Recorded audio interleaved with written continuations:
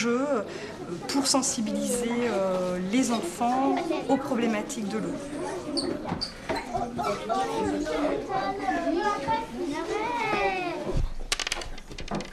Deux. Où tes parents jettent-ils l'huile de friture usagée? Papa, il la jette dans l'évier. Oui.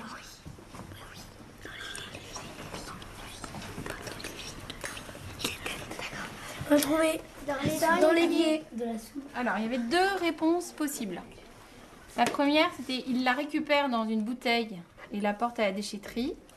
Là, on perdait 20 litres.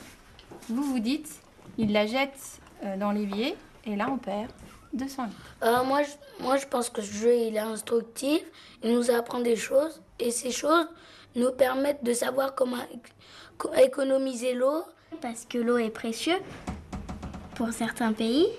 Et nous, on est en train de la gaspiller en ce moment. 6. Le soir, pour ta toilette, tu es plutôt bain, lavabo ou douche? La douche. Faut pas prendre trop de bains, surtout des douches. Quand on se lave les dents, faut pas laisser couler l'eau. Après, faut pas gaspiller. Il l'avait mis au milieu là. Mais on leur enlève 10 litres en fait. Et l'autre, on a gagné 100 litres.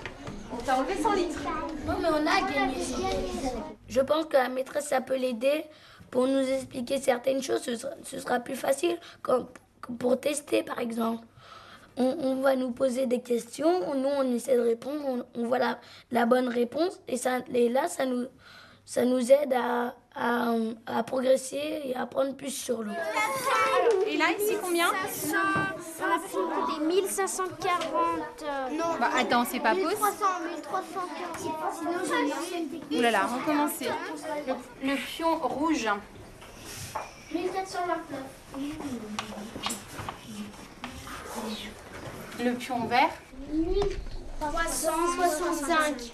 C'est qu'ils se rendent compte qu'ils gaspillent beaucoup d'eau actuellement, quand on est beaucoup dans la consommation, que ce soit des aliments, que ce soit de l'eau, pour qu'ils réalisent vraiment les choses. Et le fait que ça soit présenté, enfin, ça a été créé par une équipe d'enseignants, je trouve ça d'autant plus intéressant. Donc Mathurin, redis-moi, quel était le but du jeu? De consommer le plus d'eau. Non, d'économiser le plus d'eau. Alors, à ton avis, qui est-ce qui a gagné? Alors, le pion noir. Je pense que l'intérêt d'être avec les gens de l'entreprise, c'est de mieux se comprendre. On s'est rendu compte que finalement, on avait un vocabulaire qui était très différent d'un métier à l'autre. Et je me dis qu'à 8 ans, on peut déjà leur parler de choses que je fais un peu à l'extérieur, mais qui complètent finalement ce que je leur enseigne.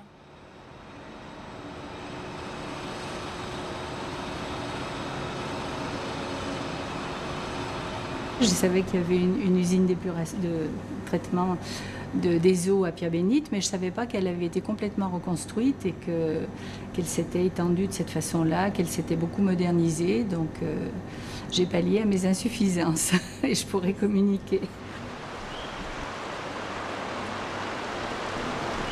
Donc je suis en contact avec 26 écoles et les équipes enseignantes. Donc c'est à ce titre-là que je peux communiquer des informations, des idées de visite aux enseignants de ma commune. On va se diriger vers le traitement biologique, cœur du traitement de l'usine.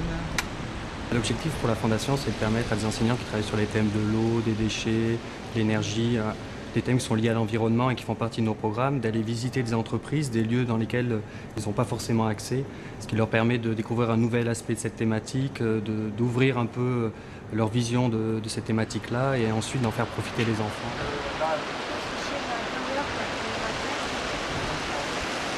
Repérer les lieux, c'est important parce que au cours de la visite, on se pose des questions, forcément, on les pose à la personne qui vous conduit. Et ces questions-là, c'est quelque chose qui fait entrer dans une démarche pédagogique et qui permet de cibler davantage des détails à expliquer aux enfants. Et ce qui est intéressant dans cette démarche, c'est le contact entre les entreprises et les enseignants, parce que c'est vrai que pour quelqu'un qui exerce ce métier, le monde de l'entreprise, c'est un monde qui est quand même quelque peu mystérieux. Et c'est un monde vers lequel nous conduisons les enfants sans le connaître beaucoup. Et je pense que ces contacts-là sont irremplaçables pour pouvoir avoir des yeux plus ouverts sur l'extérieur. Et c'est dans le cadre de l'ouverture.